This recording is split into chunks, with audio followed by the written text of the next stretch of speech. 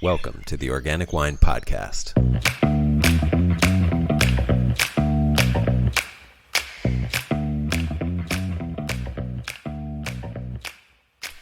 Hi, this is Adam Huss coming to you from Los Angeles. Thanks for listening. Every once in a while, if we're paying attention, the stars align and we find ourselves presented with an opportunity to use all of our being, our passions and skills and entire life experience to build something beautiful that transcends the limitations of our finite personality. My guest for this episode is Andrew Beckham of Beckham Estate Vineyards in Oregon. Andrew makes his wine in amphora. That in itself isn't unique these days, but what is unique is that Andrew makes the amphorae, which he calls Novum, and he is the only commercial amphora maker in North America. Chances are, if you're making wine in amphora in the US, Andrew made them. Yes, this episode is deeply helpful for anyone considering making any alcoholic beverage in amphora, or just wondering why anyone would use amphora. But it's also the story of a guy who found himself using all of himself to create a piece of culture that will truly live for generations. I hope you find Andrew's story as inspiring as I do. Enjoy. Andrew, welcome. Thank you so much for joining. Well, thank you, Adam. It's a pleasure to be here. I'm really surprised. Well, not surprised because it's our mutual friend James Endicott has definitely talked you up, and he's mentioned a couple times, and then he just dropped a few bombs, little kernels of things that I'll just jump into by way of asking you introductory questions. But I was like, when I heard them, I was like, what? I definitely have to talk to these guys. But like, by way of just getting you to talk about yourself, I wanted to ask kind of a cheeky question and say, let's say I'm a winemaker, which I am, and I want to start using amphora in my winemaking, and I want to use locally, let's say North America, the entirety of North America made amphora. How many options do I have to get locally made in North America amphora? As far as I know, one.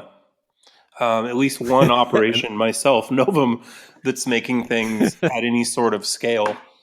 I do Yes, believe that that's there what I are. thought too. Yeah.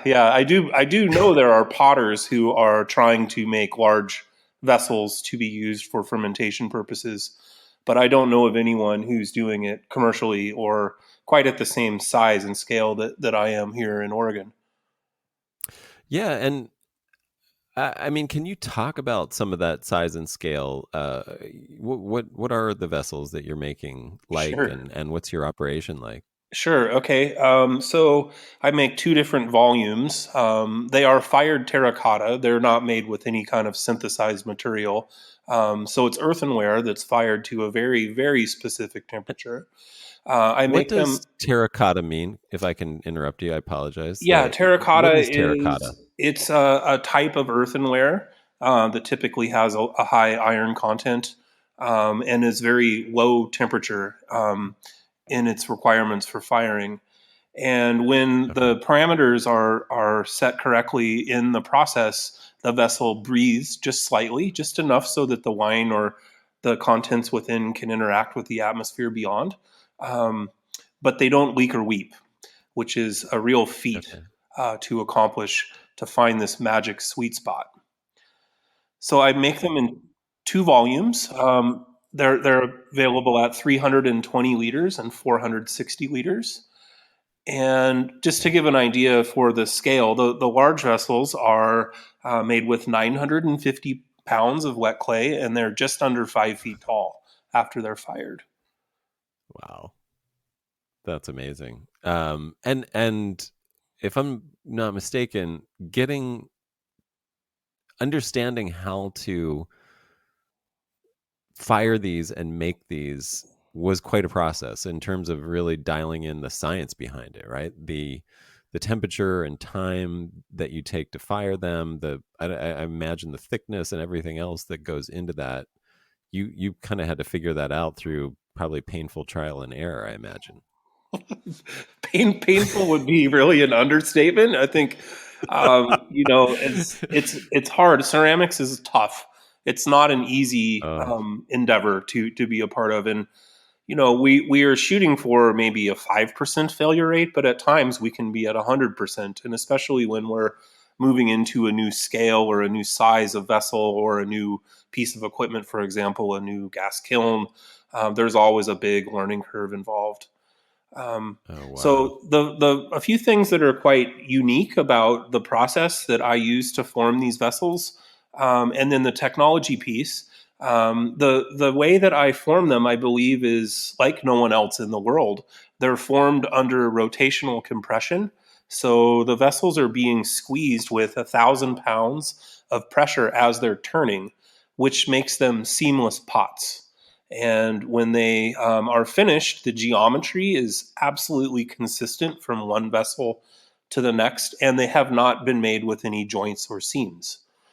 Typically, Wow. potters making vessels like this for winemaking or brewing or distilling would be using a coil and paddle technique where there are cold joints every 6 or 8 or 10 inches.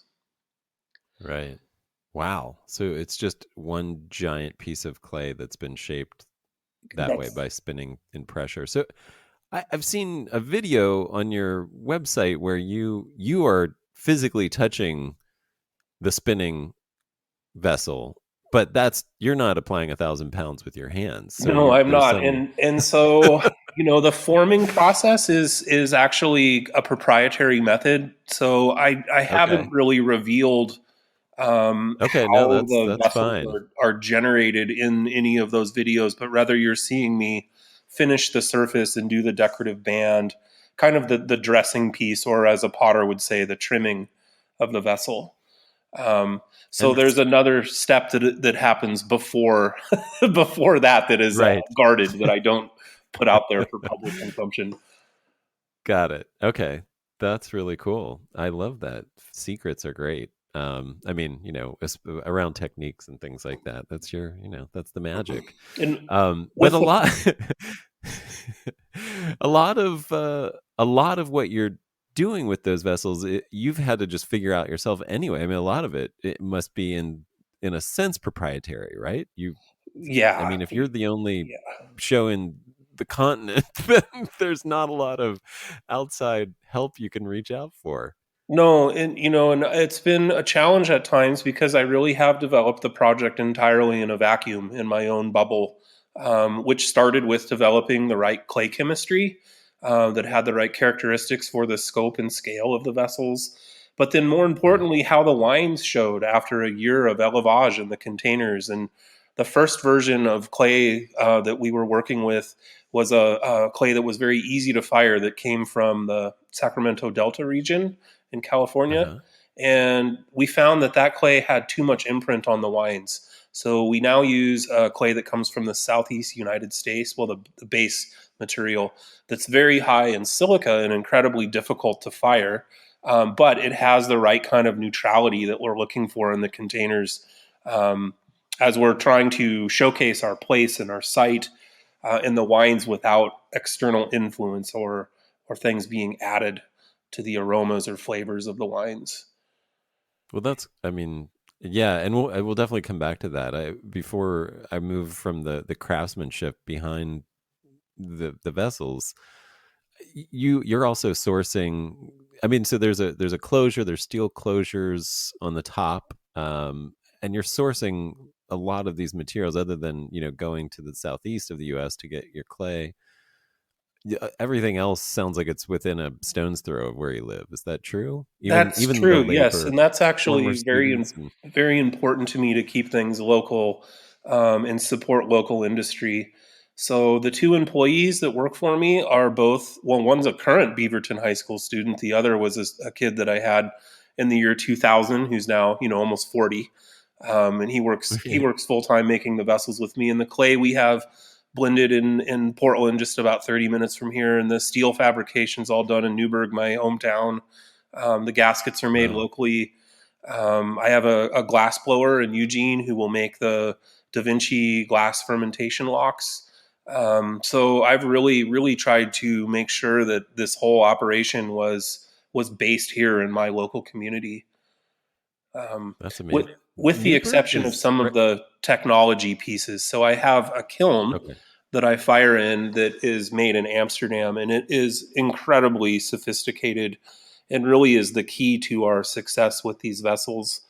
We don't see more than a couple degrees Celsius variation from one area of the kiln to another, and we're able to fire the vessels with absolute precision. In fact, if we go just 3 or 4 degrees Celsius hotter than our magic sweet spot, the vessels become vitreous or glacious, and they're non-porous, like a demijohn or essentially like a steel tank. Or if we go just 2 or 3 degrees Celsius cooler than the sweet spot, they will leak and weep. So there's a lot of time and energy that goes into not only the firing process, time and temperature, but also checking levels of dissolved oxygen and levels of water saturation into the clay, levels of evaporative consequence. And we have very sophisticated methods to gather the data and then log and compile so that we have a data set that represents years of work, not just each individual vessel, but all of them cumulatively. Wow, that's amazing. I mean, it's pretty incredible. I mean, what you think? I mean, what I don't know what I thought when I first started thinking about you making Amphora, but then like when I started hearing you talk about it, I was like, this is amazing. And I mean, the body of knowledge that you have really is unique. I mean, it's the expertise that you've gained is, I mean, proprietary doesn't really, you know, say enough. It's kind of a special kind of mastery, and I don't know. So I guess I'm not just trying to inflate your ego or anything, but I'm leading to the fact that I something I've been thinking about a lot lately, and this is a transitional question because we'll get into the wine now a bit, but wine is part of culture, and you know I've been thinking a lot about what that means, and agriculture is, you know, obviously culture is in the word, and viticulture the same thing, and it's like these the way that we do these things, the way that I've grown up thinking about them, and I think the way that most people think about in this country think about agriculture, for example, is very, it's more like an I don't even know how to put it. It's not related to culture is the best way I could say it. It's more about a thing that you do to with an end in mean. It's not, the end isn't in itself. And I feel like clearly you've made an incredible business out of the clay, and you are crafting things that are functionally useful, but there is this thing that you're also a potter as an artist, you and I feel like I would just love to hear you talk about that crossover, about the fact that you're kind of creating things that now literally are shaping the wine industry in this continent, and and as well as your own approach to wine, and as well as your own approach to aesthetics and art. And so anyway, if that gives you enough to talk on and Oh my chew on for a gosh. little bit. I could fill the rest of our time together with that question. Well, I'd Um, love go, please so, go. you I'd know, love a to few hear it. thoughts. You get my brain working here. So, um, I think that the product is very unique, and my position is very unique, in that the potter is the winemaker, and the winemaker is the potter. And I think this really speaks to how informed both of these projects are by each other. And I think that that's a pretty unique position to be in, because when I trial something in the cellar and I see a consequence of what I've done in the studio, I can reflect on that, make changes in the studio with the way I'm forming the vessels or firing them or the materials I'm using, and then apply that to the winemaking the next year and learn from both of the operations. And so they're constantly feeding information to each other. And as an Hmm. artist, I've always been concerned with aesthetics. I've always been concerned with the way things look and read and feel. And so a lot of my time that I spend on these vessels is dealing with aesthetics and for me, a lot of things come back to proportion and ratio, the rule of thirds, the golden ratio, Fibonacci sequence, and this all kind of ties into our philosophy with farming. Um, and these containers have all of this amazing kinetic energy in them, and they really amplify what's happening in our vineyard and with our winemaking, um, because of these ratios and proportions and their aesthetic beauty. Um, they're functional, but they're also quite pretty. And so, I think that it's a fun place to be where we can showcase our place with the vessels that we're using. And I know the wines that we're making here have a real sense of home and place, as they're made in containers that are made here on the site, and the fruit's grown here. And yeah, the aesthetics and the function are like totally, completely tied together. Yeah, I mean, if you want to talk about if somebody is interested in using amphora in their winemaking, what should they expect, and what does it do to the wine? Why do you use it? And and I'll ask more questions once you Yeah, get going with that. of course, of course. So, for me, what I appreciate so much about these containers and the way they work with the style of wine we're making is their ability to get to the purity of place and sight. And over the years, I've become less and less interested with the imprint or impact that we get from French oak barrels, for example. And having made wines in these containers since 2013, the consistent, remarkable characteristic to me is the purity that they offer. They do some things to the wine that are quite unique and quite special, but really they aren't providing any kind of external influence or flavor or anything that's being added to what we're trying to achieve. Um, the vessels, because they are earthen and they're Hmm. iron rich and are made of clay, offer a mouthfeel in the wines that are made in them that is quite unique and quite particular to terracotta. I liken it to putting your tongue on a wet river rock or a wet stone or a wet brick, perhaps. There's a dusty, chalky, mineral driven like feel to the mouth. There's a texture that Mm. comes from the clay that is quite uniquely the terracotta, but there isn't a flavor that's being added or imparted. And for us making wines that are sisters, both in clay and in French oak, it's so interesting how different the wines read being made in different containers. There's always a sweetness to the palate with the wines that are made in wood. In our case, it's all neutral wood, but we don't see that with the terracotta. What we see is just an expression of purity and interesting texture that comes from the clay, but not something that's masking or influencing the wine. And, from a That, technical standpoint, as a winemaker, these containers have some really interesting characteristics. Because they're clay, they have a negative ionic charge. And we see that when we age wines, when we go through élevage in these containers, the negative ionic charge is acting like bentonite would in a container as a fining agent. So it's a I was step that going we to ask. don't Okay. need to execute in order to achieve wines that are quite clarified and stable. So that's a very unique characteristic to the clay. Yeah. Um, because they are rough on the inside surface, they will precipitate out a tremendous amount of tartrates, and the tartrates love growing on the insides of the walls of these vessels. Um, because they're porous and breathe, we find that microflora love living in the containers. And once we've introduced the bacteria we're looking for in our cellar, we have really, really healthy ferments. So here we're uninoculated. Just sulfur at bottle is the only thing we add to the wines. We often find that the wines go through malic as they're going through the alcoholic conversion, the primary conversion. Um, and then I Right. guess really interesting to me is what happens with the shape of the container. And these containers they're based on a ratio, on the golden ratio, and so they capture all of this kinetic energy inside of them. They have a pointed bottom and they're elongated and they have a tapered shoulder.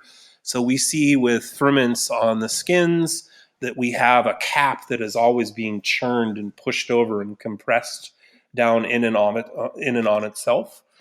So the vessels produce Mm. conditions that really limit volatility, as nothing's drying out and things are always churning and staying moist and wet. And it's almost like the vessel will do punch downs for you. We do usually go in and move things around by hand, but we're very gentle with that process. And then when we're Wow. fermenting juice in the containers, we'll see a kinetic action that will actually result in a vortex at mid fermentation. So certainly there's no need to go in and stir the lees. The lees are always in a state of turbidity and always suspended. And then when the ferment stops, the lees bed extends to the shoulder of the vessel. So we have this remarkably high percentage of lees to wine contact that we don't see in a barrel where everything Oh, settles to the bottom. Um, right. that's a very Wild. long-winded piece to your answer, but No, I mean, there's just so much stuff that's so unique about them and special. And then, of course, the yeah. sustainability piece. They're good for generations, not like a barrel that takes a generation to grow the tree and then is used for several years and discarded. And so for us, that's another piece that's quite important and ties into our farming. The fact that the It, vessels are it, made of the earth and they will last for how, generations. that's what I was going to ask. Okay. Wow. That's very cool. In the Black So, Sea region in Azerbaijan, Turkey, the Republic of Georgia, they're using vessels there that are hundreds of years old, and in fact, in some cases, quite old, as much as 1,000 years old. And in fact, I was just sent a photograph by a Georgian winemaker about a week and a half ago, where he had found a qvevri in a village that was built in 1909. And the vessel was, and he was so happy that he'd found this historic vessel and sent photos of the dating on the rim. And they just are really remarkable containers for so many reasons. mm, that's cool. Well, it brings up I mean, all of those things are good data points to think about if you're going to be using these vessels in your own winemaking.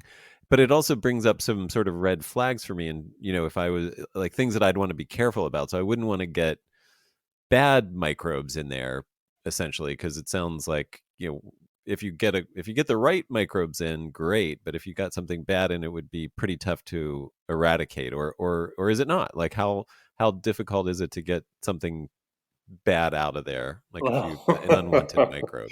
I mean, you'd be in the same position with any organic sort of container.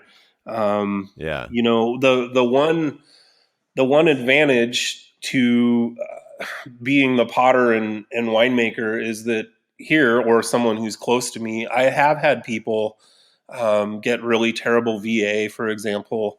Um, I mean, the brewers are looking for Brett, so they're working in the opposite direction.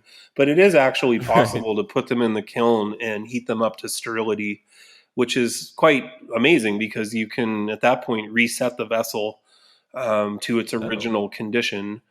However, the more is you fire, the more likely things are to break because of for stress and the potential for fracture when gotcha. things are heating and cooling.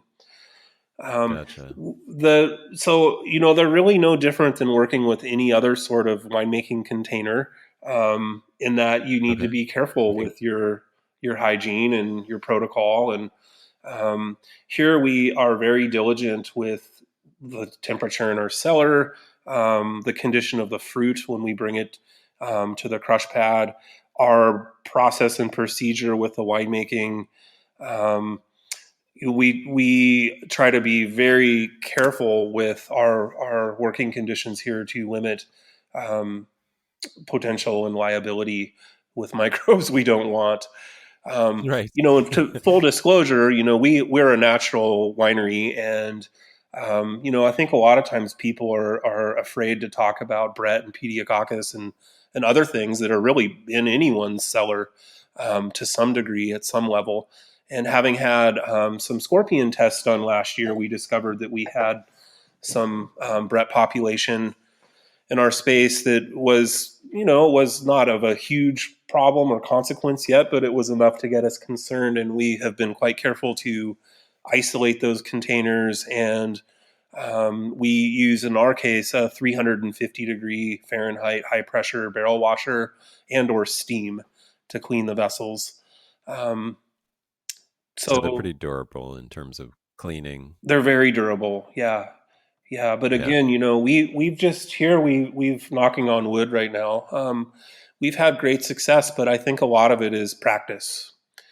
How we manage the space and the containers. Nice. Well, so a couple questions. So if it's acting like a clay, like a bentonite fining clay, in to some degree, do you worry about color loss, or is that just a fact of life with clay, with that vessel?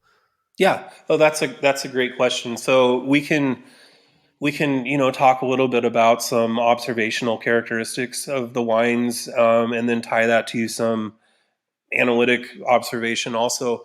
So we often see that the wines we make in terracotta are a couple shades lighter in pigment. And for example, on our site we grow many varietals here, but Pinot Noir is a good example because we make it both in wood and in amphora. So we have fruit that's harvested at the same time, same parameters, really literally comes in at the same day in the same bins, and we split it and we make one of those wines in French oak and the other one in amphora. And we see in the wines coming from clay that we have a lighter pigment, there's a lighter hue. We also have wines that have less alcohol, and typically it's like 3/10 to a half point lower in alcohol, and that's due to some evaporation and wicking, I think, during primary, where we're losing some of those sugars and potential alcohol. The Hmm. vessels are quite unique in that you can move from red to white to red to white with no pigment consequence or uptake. So we Mm. can age Malbec or Tannat in them for the wintertime and then make Riesling in them or Vermentino. And we don't have any pigment that's coming from the red wine that's been aged in the containers. In fact, a lot of times we think Wow. about using them like a cast iron pan or skillet that you build the seasoning over years. And so we have sets of vessels that we use for particular wines that have had many wines made in them, and then they've developed these particular seasoned characteristics based on what's been in them in the past. Now, one other thing that's of note and quite important making wine in amphora, we notice that the wines evolve at a faster rate. In fact, if we look at dissolved oxygen levels in the containers, we typically see somewhere in the neighborhood of 2 to 3% more DO in the wines that are in amphora at a 1 year duration versus wood. So, for that reason, coupled with the sensory evaluation of the wines, we bottle our wines made in amphora at vintage or prior. In fact, our red wines typically go 9 or 10 months and then they go to bottle, where our wines made in French oak will go 14 to 16 months. And we, right now in our current tasting flight, have a couple of 2019 Amphora wines that are really cohesive and together. They're homogenized and they're ready earlier on in their evolution. And because they've had a little more oxygen in the front end of their life, they're incredibly long lived in bottle. Um, Got it. so that's one thing that's quite different than other containers is um, how they become cohesive earlier on, how these wines are cohesive Wow. earlier on in their evolution. They sort of get the impact of age right away, or much more rapidly, and then they're sort of stabilized at that point. Exactly. They have more micro ox going on, and I think winemakers who are using these containers for the first time really need to be aware of that particular condition. Um, the other thing that's quite important with terracotta and um, vessels like this that are basic in nature is that they are treated with some kind of solution the first couple of years that they're used, so you don't shift the pH dramatically upward in the wines. So in our case, we Mm. fill them with like a 5% or 8% by volume tartaric solution, and we'll soak them up for 36 or 48 hours, and then move to Oh, the next wow. container. Okay. And that's to take the basic edge off of the container, so it's Got it. neutralized. And that needs to be done for the first couple times they're filled, and then after that they're good to just fill up. Nice.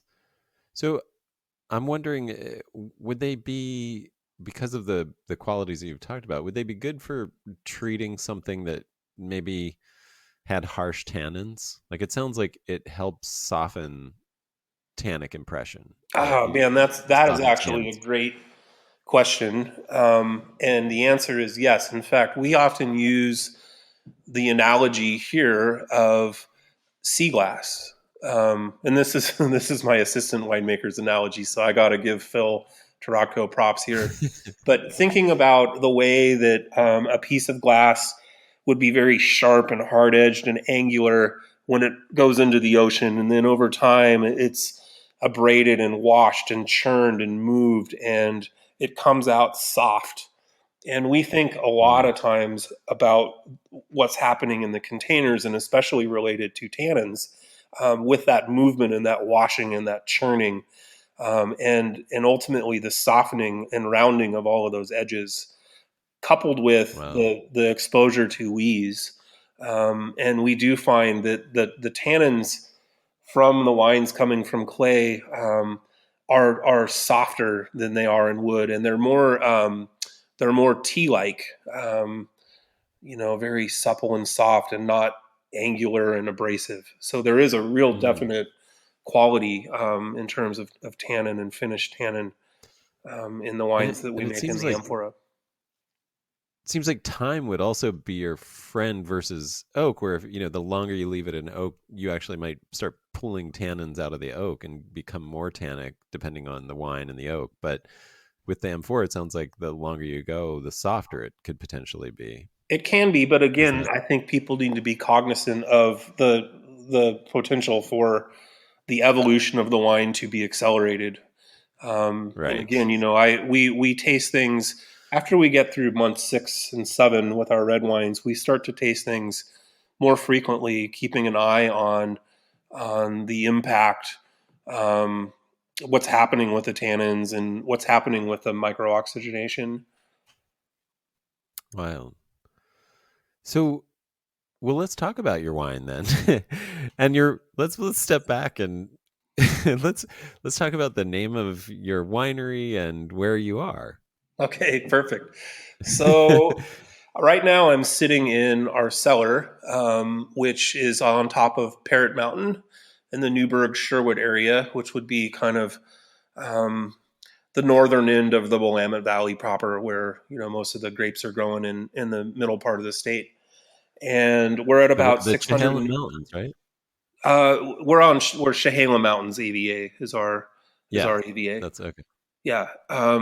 So we're at about 680-foot elevation here, and we are on a very rocky site that is um, made with composed of volcanic jori, the subtype Mm. being Salm. So it's very red soil that's on top of fractured basalt, and our soils are really shallow, maybe 18 to 20 inches, and we're into rock. And Oh wow. because we have this exposure on top of Parrot Mountain, that is every direction. We have a west face, an east face, a south face, a north face. We're kind of on the crown of the hill. We have a lot of wind, incredible amount of wind, and a big diurnal shift from day to night. So this site tends to produce Mm. wines that have better natural acidity than maybe some people that are close to us but have different conditions. So we Gotcha. started here with 8.5 acres. We now have 36 acres, and by the end of this month, we should have 20 of those planted.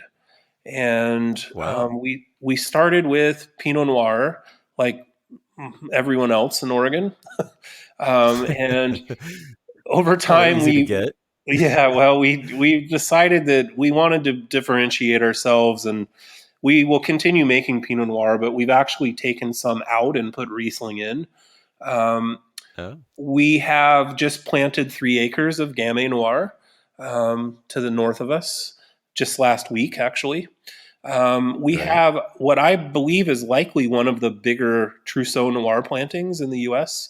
We have 4 acres of Trousseau, and we vinified the Trousseau for the last couple vintages. And that is a wine that I'm incredibly proud of and excited to share with people because of the amount of time that's gone into the project. It took years to find the budwood and to get the vineyard established, and we're really thrilled to be making Trousseau Noir here. We have How many Sauvignon acres Blanc, of that? four If I acres. if I can, 4 acres, because I have to say, your pride in that is deserving, not just for the amount of time and everything, but I think I was drinking a glass of that when I was with James, when I was like, I definitely have to call them because Cool. Well, I'm glad you've yeah, had it then. it's beautiful, and it reminds me of it reminded me of what I love about a really good Norella Muscalese or Nebbiolo, where and sometimes Pinot, where you have this sort of translucent, light looking thing that has all this depth. Like the depth. I Yeah. mean, the appearance of it completely belies the depth that you get and the complexity that's in it. It's really, those are the special wines for me, and it was Yeah, definitely one of yeah. those No, and experiences. it's interesting you mentioned that, and I liken it in a lot of ways to Nebbiolo for that particular reason. Also, it's very counterintuitive to make. There have been some producers who've made it in Oregon. We're not the only people who have it, but there aren't many. And some of the versions have been good, and some of them are just very extracted. And I Mm, think likely because those producers have made the Trousseau like they make Pinot Noir or Syrah or other reds. And it's such a tannic, thick skinned grape. We are typically only going 7 or 8 days into ferment before we press. And all of okay. that is based on tannin management. And so it's in our case, we are destimming 100% destimming the fruit, and then we're just going 7 or 8 days into primary and pressing off, and we're not punching down during that time. We're just moving the fruit around with our hands, so none of the berries are broken. We have to be so Oh wow. gentle to make sure that the wine isn't over extracted, and it's incredible how powerful it is for how light a color it has. It's quite Yeah. deceptive. And So then are you fermenting in the what do you call them? Amphora? What do you call your vessels? Because I know I call them Novum, which means a new beginning in Latin. Novum. Okay, Yeah, new great. beginning. And I So are you when I fermenting in those? yes, yeah, we Fermenting and aging. ferment and age. Okay. Yeah, in fact, this year we'll do 3,000 or 3,500 cases of wine, and all of it's made in clay. And only 300 or 400 cases will see any oak at all, which is part of our old brand that has been redesigned to fit more in with all the wines made in Amphora or Novum. Um, so yeah, about 3,000 cases purely in clay with no wood at all. I was going to also mention the other varietals we're growing. Yeah, We've please, please. uh, Yeah, sorry I interrupted. no. So I mentioned Trousseau and Sauvignon Blanc. We have Aligote, and then we Okay. have some Italian stuff we're experimenting with. We have Nebbiolo and Schiapartino, Yay.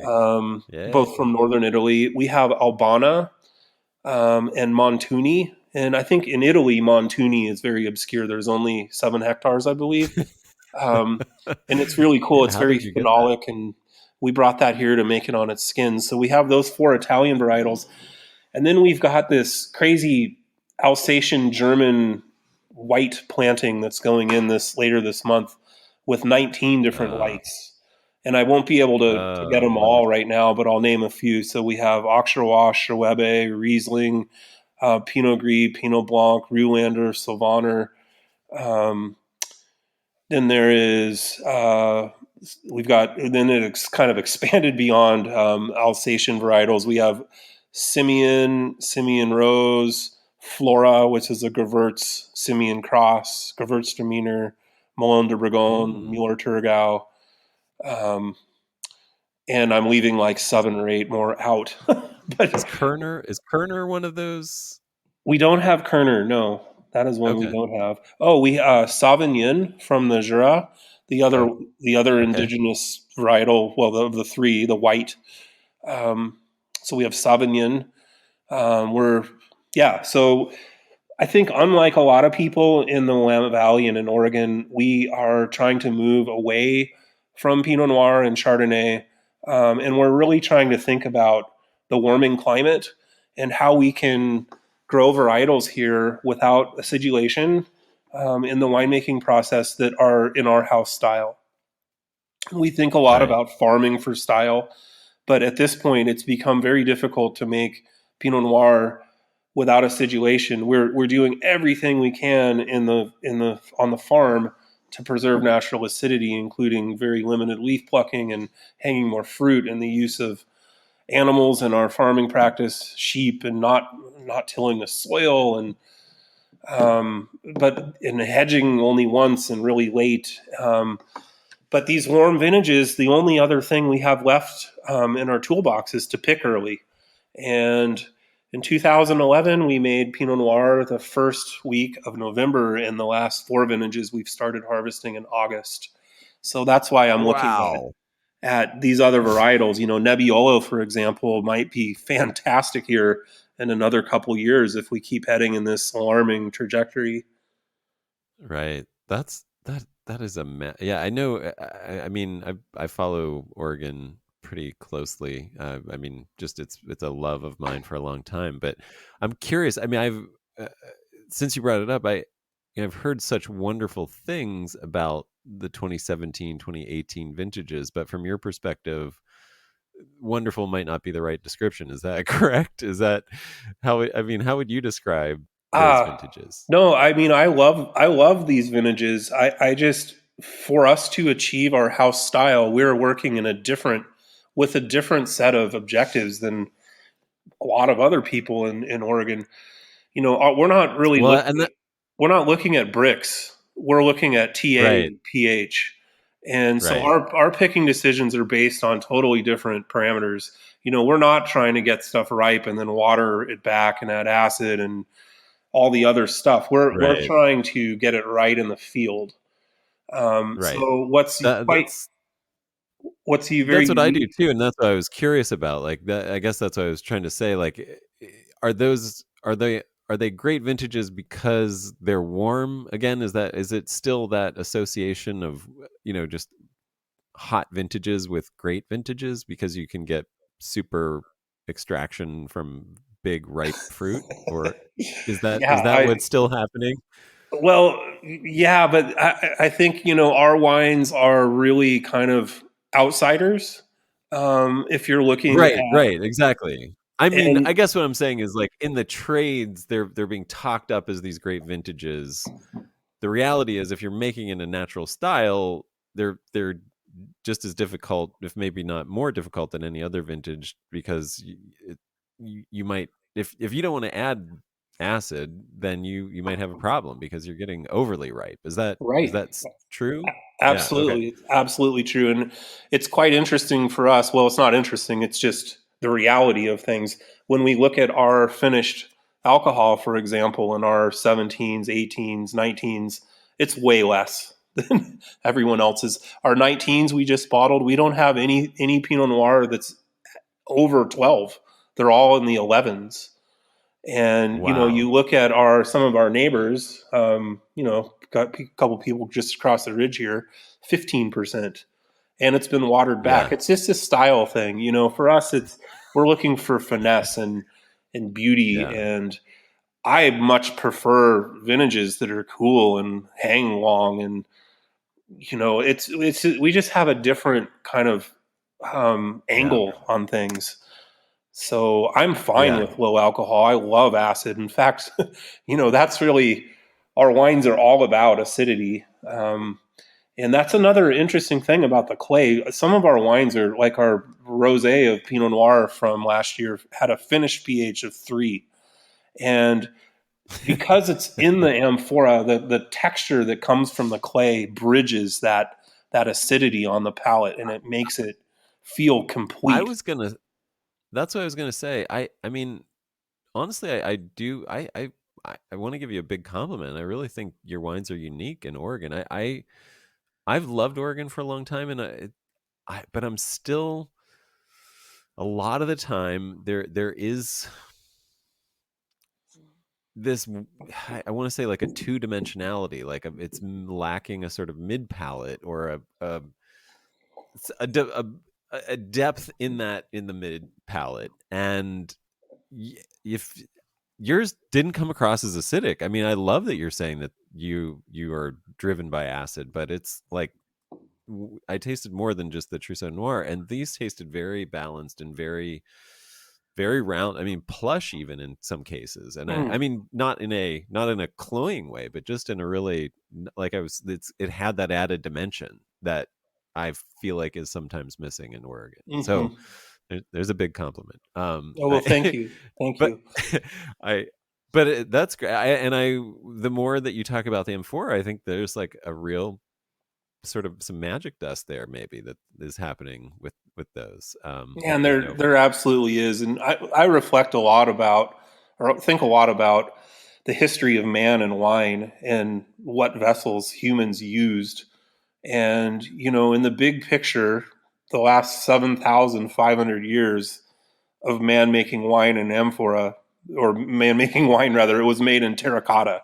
It was made in earthen Right. vessels that were fired. And it's interesting. There was a gentleman here he visited us about a year ago, and he was a biochemist. And he made a comment to me that really threw me for a loop. We tasted the wines, and he told me that the wines had a medicinal quality to them. And of course, as a winemaker, I thought, oh God, like Band-Aid, like Brett or something. Right. Um, Right. so I asked him. I said, "Well, what do you mean by medicinal?" And he said that the human body needs iron. It's one of the minerals uh, that the human body needs to be healthy, and that there's a reason that man has used clay and particularly terracotta for so long, and it can't just be chance that humans settled Interesting. on this particular type of clay to carry their water in, and then move their food and grains and make beverages in. And that was really an interesting observation to me, that there are probably Mm. some like deeper and more profound values and rationale behind mankind and terracotta. It's I tell my kids, I teach Yeah. high school ceramics, and this is actually my last run. I'm going to be done in June. But I always talk to them about how humans sustained themselves before we had Tupperware and stainless steel. It was Ziploc bags, it was clay pots. that's how Right. that's how people lived and made a Yeah. living. Yeah.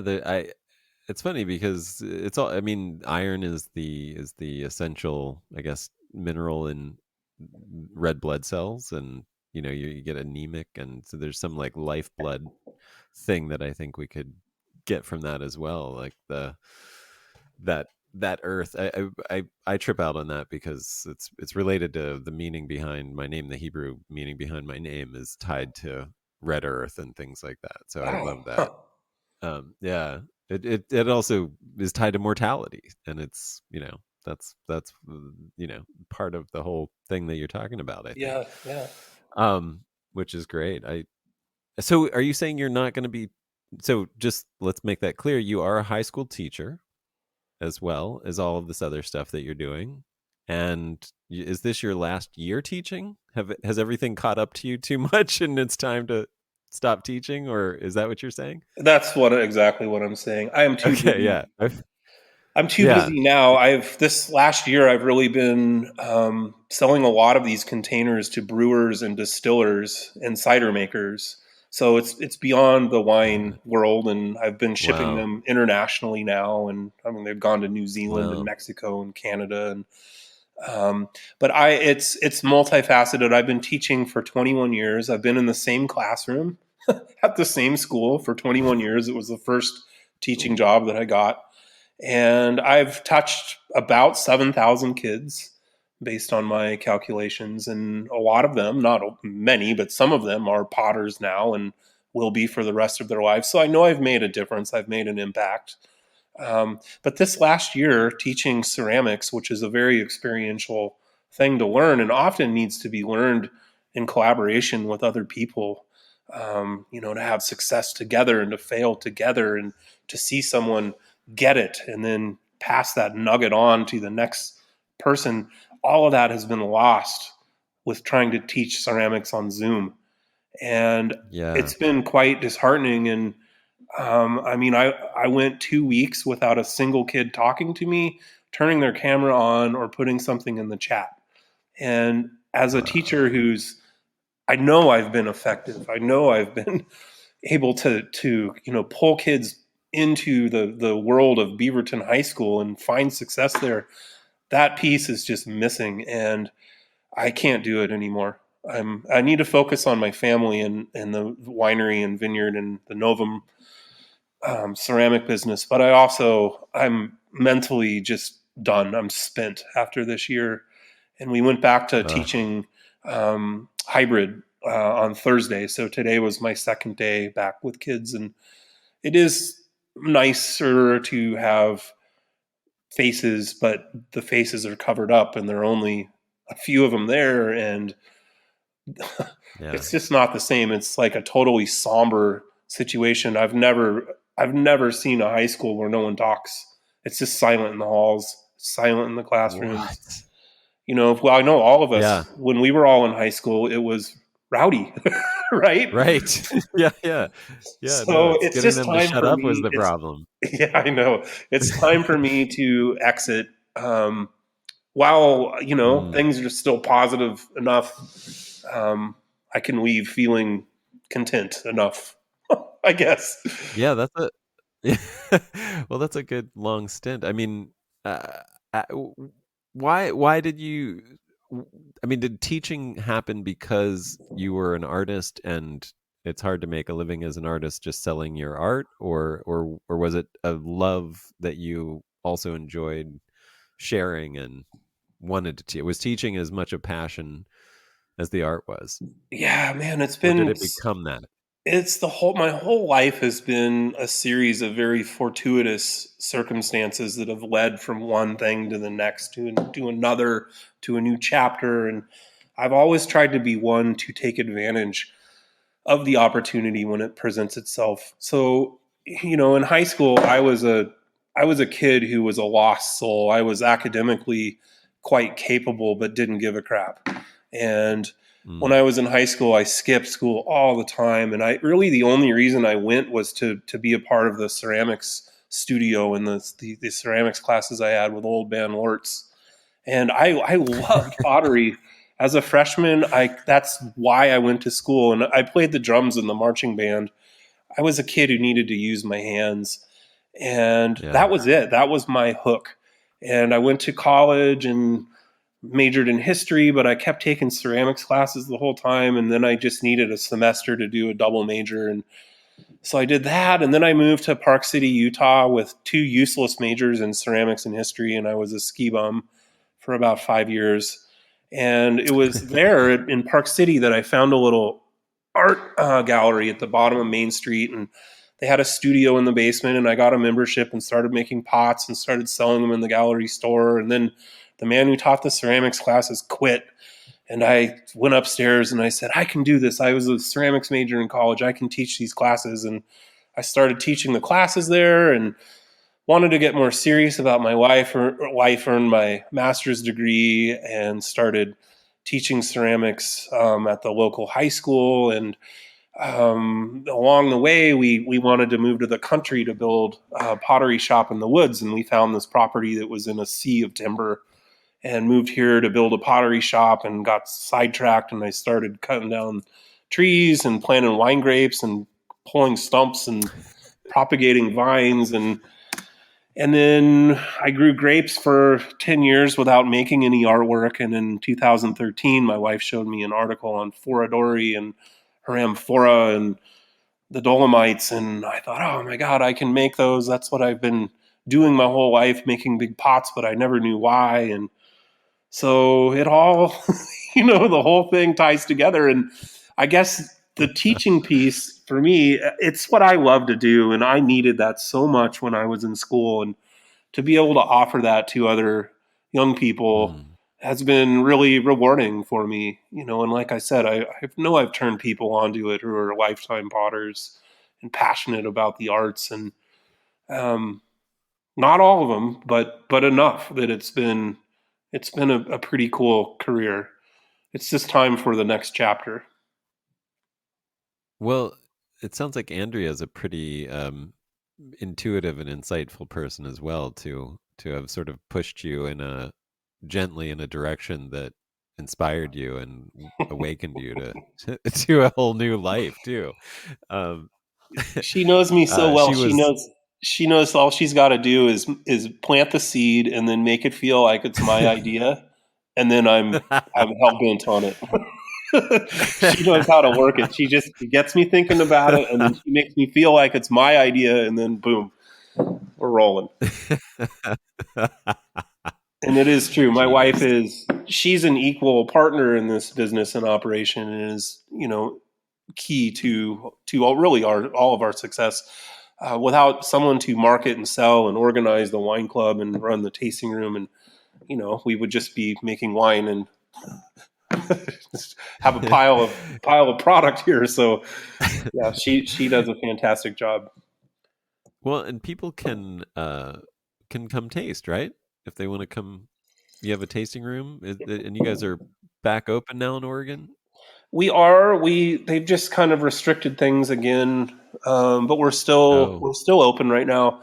In Oregon, we can't have groups of larger than 6 people, and they're not all supposed to okay. be from the same. They're supposed to be from different households, and not commingled. But yeah, we're by appointment only. We do have a tasting room here. It's really an incredibly cool place to visit because you can taste the wines. We do a lot of the tastings in the cellar where you can see the pots and touch the vessels and smell the aromas in the cellar with the clay and the wines fermenting and aging.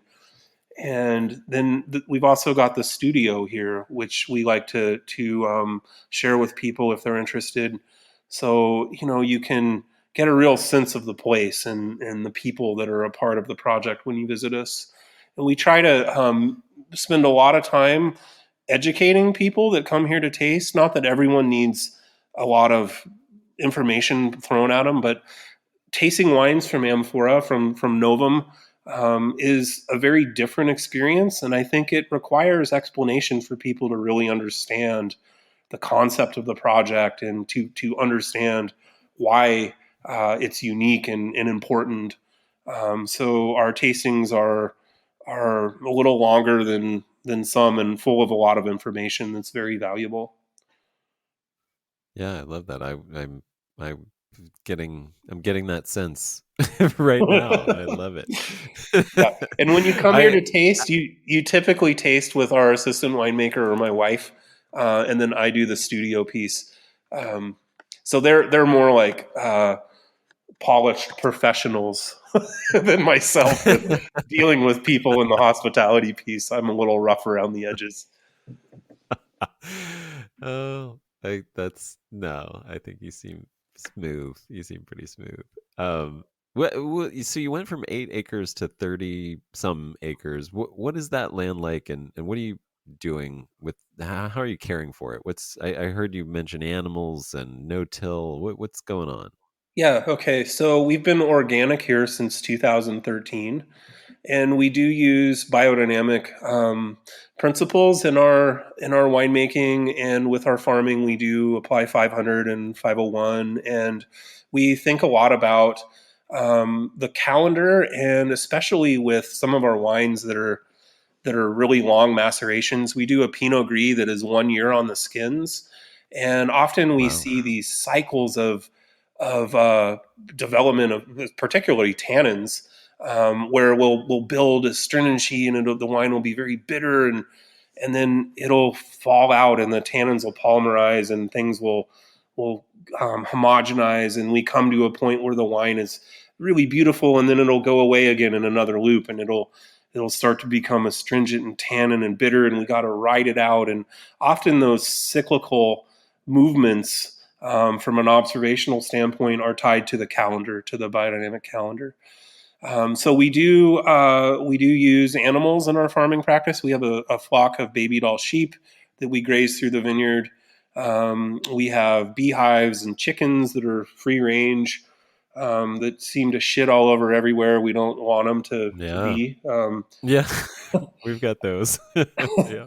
We have set aside about 8 acres as a riparian zone, that's not Okay. fenced, that is just purely native, native habitat, and that's really important for Now, us to preserve the some of the natural habitat here for animals.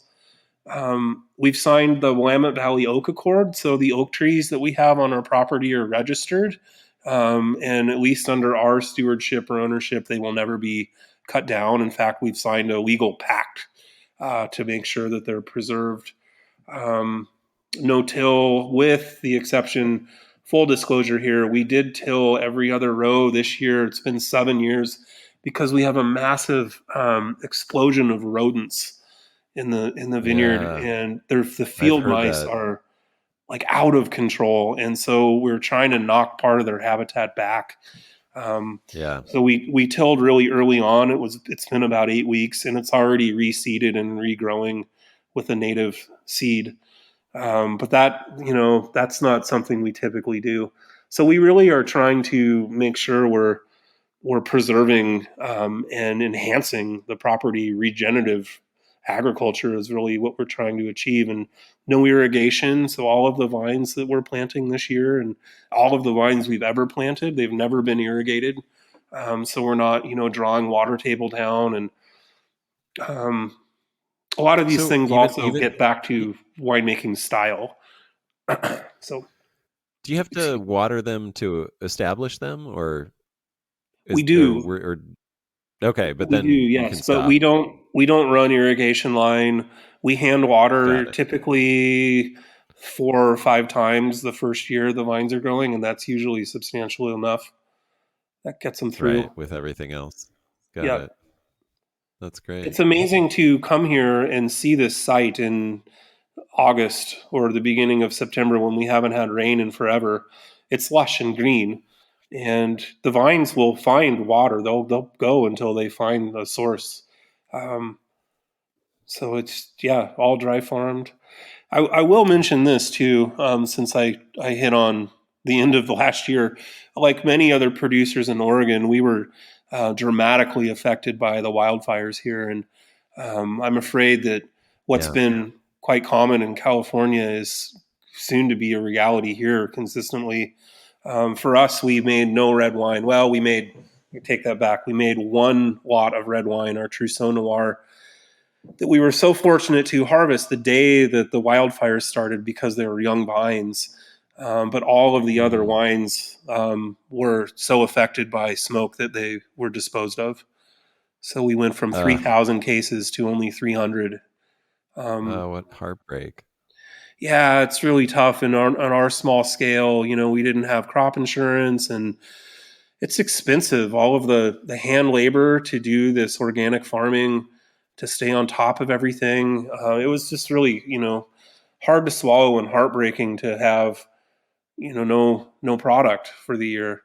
Um, Oh, man. I mean, so I don't mean to make light of this in any way, but I guess I guess just to highlight some other people how difficult it must be. You have the fortune of having this other venture, in terms of the Novum yes. production. Did that, and I can't imagine like if you're trying to be a farmer and that's your main thing. Like, I mean that's like a career ender. That's crazy. Yeah, That's yeah, crazy. yeah, and then couple that with COVID, you know. Yeah. So we're super fortunate in that our model has been direct to consumer sales. So we do have some distribution. James does a fantastic job in the markets that he represents us in New York and in California. And we do have some distribution in Tokyo and Ontario and Vancouver, BC, Quebec, Chicago, and some other cities nationwide, and a little bit more overseas. But really, our model has been DTC, and we have a large wine club, so we were not very affected by on-premise sales, and how a lot of wineries who are more dependent on distribution really had a challenging year Yeah. because the Yeah. on-premise sales were so down. So yeah, I'm fortunate that I've got this other business, that we had this other kind of sales model, um, and we tried to take this opportunity to focus on what we could focus on rather than dwell on what we couldn't fix. So we spent a lot of energy upgrading our winery space. We did a tongue and groove ceiling, and finally sheetrocked and painted and put glass roll up doors in, and got new windows, and tried to work on our hospitality piece. So when people come here, they have as nice of experiences as we can possibly offer. Oh, that sounds great. Well, hopefully that will be soon. Hopefully, I'm gonna be there soon. Hopefully. Well, this is great. I mean, I think there's a ton that we could talk about, but in interest of time, what let's I don't know that we've said what is the name of your winery? Oh man, yeah, I right. did. That's pretty funny. We left all of that out. So the name of the winery is Beckham Estate Vineyard, um, and we have two brands that are part of our label. We have 80 Beckham, which is those are my initials, Andrew Dow Beckham, and those are wines that we make with sourced or purchased fruit. And then we have the Okay. Beckham Estate label, which this year we've redesigned the two labels so that they look the same. There's an amphora on both of the labels, as all of the wines are made in amphora now, or Novum. Um, so Beckham Estate Vineyard, you can get us at Novum Ceramics on Instagram, at Beckham Estate Vineyard on Instagram, or you could dig us up on the internet. Um, and yeah, we're always willing and happy to host people to visit. And like I did mention, we are by appointment only, but we're open most of the week, so we can accommodate people if they're interested in visiting. Oh, that's great. Well, Andrew, thank you so much. I mean, it's a really special thing that you've got going there, and I mean, I hope everybody has come to realize that who's listening to this, and it's really great to talk to you about it. It's a whole culture that you're building, and it's really beautiful. So Wow. thank you. Well, thank you.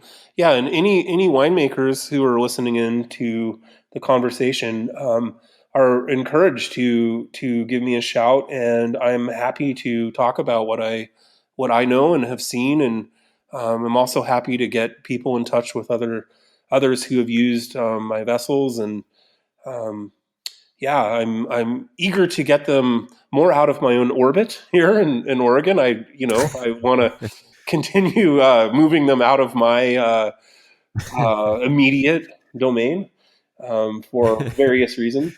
But yeah, I love talking about making wine and clay and making vessels, and um, yeah, anyone who'd like to have a further conversation is welcome to reach out. That's great. All right. Is there a way that they should reach out to you? Just through the website? Yeah, the website will link to me or Andrew at novumceramics.com. And my Okay. Novum Ceramics website should be up sometime next week. It's one of those things where I've been so busy, and I've everything is just growing organically, and I started to realize that there were people who are trying to reach me who can't get a hold of me. So we made a website. Well, I didn't. I had someone make it, which we should have done 3 years ago. But you know, Yeah, I do. play hard to get, I guess. And I guess here is one last thought. If anyone is interested in using one of these vessels, they do take about 3 months for me to produce.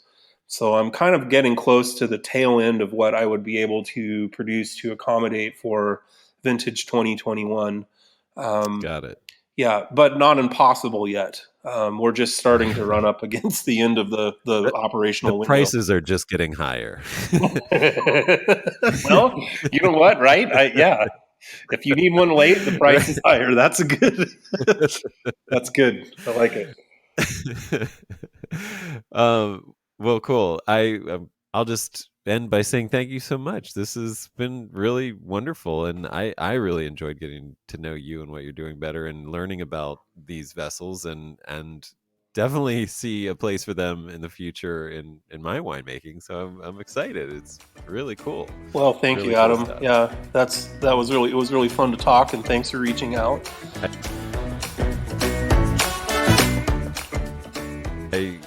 Here's my final question for you. How, when you are starting class with a brand new slate of students for the past 20 years, how do you get their attention and get them engaged from the beginning? Like, did you have any tricks or techniques, or did you have a shtick, or did you just jump right in and No, I do have give a them something shtick. to do with their hands? Okay, It's what do so you do? important, man. The hook. If you don't get the hook sunk into them in the first 10 minutes, you're toast.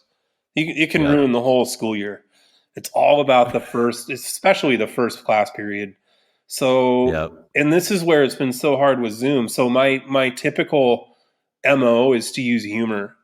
And, you know, I do a lot of like demonstration where it looks just like magic to watch someone who's a professional potter make something. You know, it's mesmerizing. And then I'll have the kids try in front of each other, and they'll fail. And I've done it long enough. I'm able to field like 99% of the situations and make them funny. And so that's the way I hook them. I hook them by showing off a little bit, you know, making sure they understand who the expert is. And that it sometimes includes showing them little bits of stuff off the internet or videos, or but it's more me demonstrating, and then humor. And unfortunately, as I've got older, the other connection piece has been lost. But when I was a younger teacher, it was music, because so often, you know, the kids, they're so into music. And when I was in my early 20s, I listened to the same music as they did. And now not so much. Now everything is abrasive to me except West Coast Bay Area gangster rap and jazz. So like, I'm very particular about the genres I enjoy.